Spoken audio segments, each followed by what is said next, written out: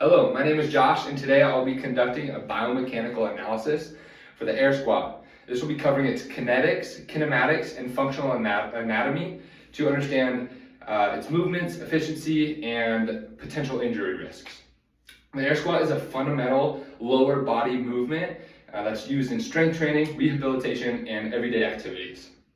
The purpose for this air squat is to strengthen the lower body while promoting mobility, stability, and functional movement patterns.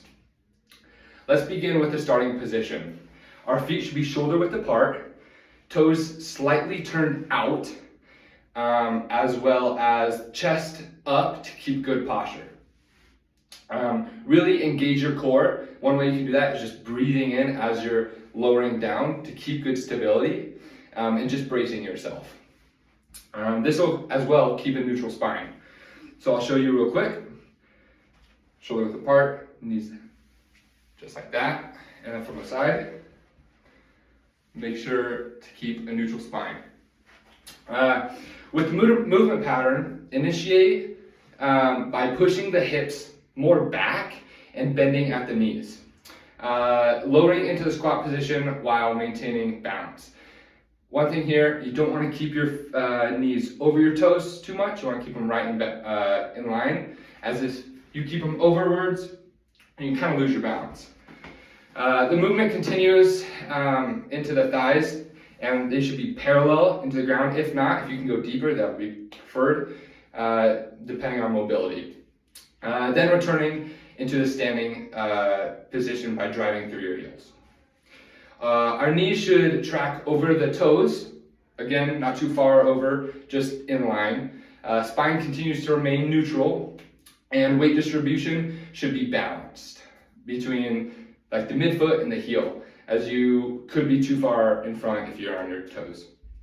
The air squat follows the principles for force production, stability, and balance, making it essential movement for strength, injury prevention, and absolutely covering some of these biomechanical principles.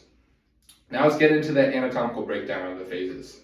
The eccentric phase, which is during the descent part of the squat, this is when you're lengthening your quads and your gluteus maximus, and it'll be slow and controlled on the way down in this position. Number 2 is the isometric phase.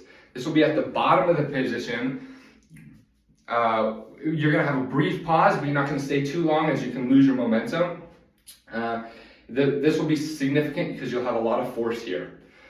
Lastly is going to be your concentric phase, as where this will be when you're going back up, pushing through your heels to come stand back up in that upward position. Some of the muscles involved here, the agonists, which are going to be the primary movers, are going to be your quadriceps and your gluteus maximus. Your synergist is going to be your hamstrings and your adductors, and then your stabilizers are going to be your core, which is going to be your rectus abdominis, your obliques, and your spinae, as well as your calf muscles.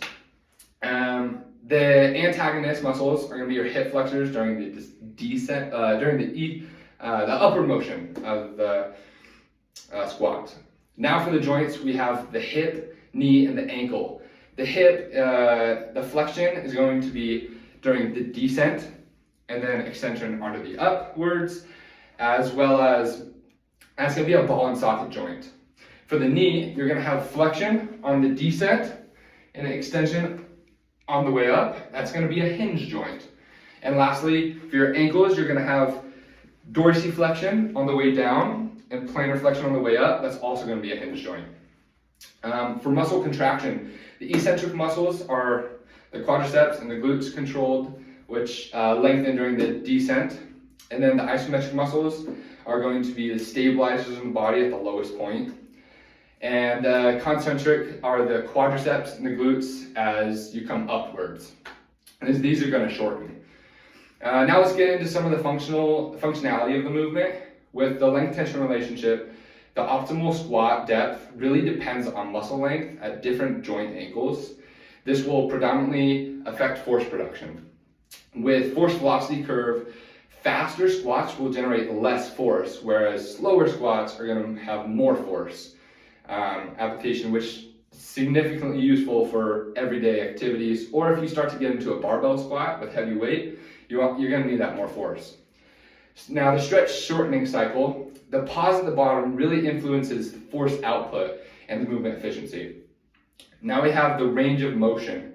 This is going to come through the hip, and you're about going to get, give or take, 120 degrees of flexion, depending on mobility. Same with knees, you're about to get 130 degrees of flexion, give or take. And the ankle, if you have good dorsiflexion, that'll be about 20 degrees. If not, it'll be about 10. Some of the muscle properties are going to be elasticity, extensibility, and contractility. For elasticity, which allows you to have the stretch shortening cycle, and this will aid in force production. For extensibility, which ensures proper squat depth without compensation. And then contractility, which enables muscle force generation for the upward phase. Now for the kinetics and kinematics. The moment arm torque, the distance is going to be the distance between the joint sensors and force application points. This will affect the squat pretty efficiently. With the internal versus external forces, you're going to have the body weight plus the gravity and the ground reaction force. This will all determine the movement efficiency. Then you have force diagram. This illustrates ground reaction movements and the forces and the body's center of mass distribution. And lastly, we have kinetics. This affects the additional forces. This will be such as friction, stability, and some of Newton's laws. This will affect kind of the execution of the squat. And then for kinematics, we have the plane of motion, which is physically sagittal, which is front and back. You'll have the axis of rotation, which will be the medial-lateral axis. And the joint actions are at the hip, the knee, and these cause flexion extension, as well as ankle dorsiflexion, plantar flexion. Some kinematic measurements are going to be torque calculation, which will analyze force around the knee and the hip joints, as well as ground reaction forces. This will be measured using force plates, which we don't have here, but that'll kind of assess squat stability. Now with all movements, there comes insufficiencies and injury risks. One being knee valgus.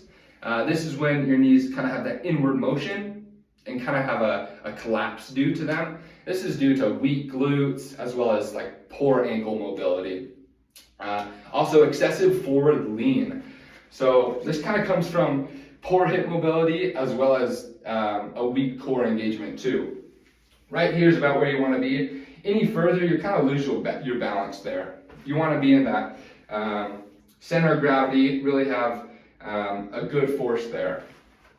And then limited squat depth, that's another big one. You want to make sure you're getting to 90 degrees or below. And if you can't do that, you probably have something going on there with some ankle dorsiflexion restrictions. Some recommended exercises that 100% improve squat performance. These are going to be glute bridges. These are a great way to increase muscle and for stabilizing the knee alignment. This is going to increase as well the posterior chain. Some progressors here, you'll get into like a weighted hip thrust. If you can't do that, you can't handle the weight, that's okay. You can stay with some body weight bridges. Next we have goblet squats, which will reinforce kind of the upright torso positioning and core activation. Progression into this will be a barbell back squat, as well as maybe a box squat if you're regressing. And lastly, ankle mobility drills. This enhances dorsiflexion for deeper squats. Make sure you get that depth. Progression here will be weighted calf stretches, and a regression would be some banded ankle mobilization. And to sum this all up, some key findings here. The air squat is a fundamental movement, fundamental movement requiring coordination between multiple joints and muscle groups. Proper mechanics are targeted exercise can really optimize performance and minimize inquiry risks. And by understanding the biomechanics of the squat, we can apply these principles to improve movement and quality and overall strength. Thank you for your time.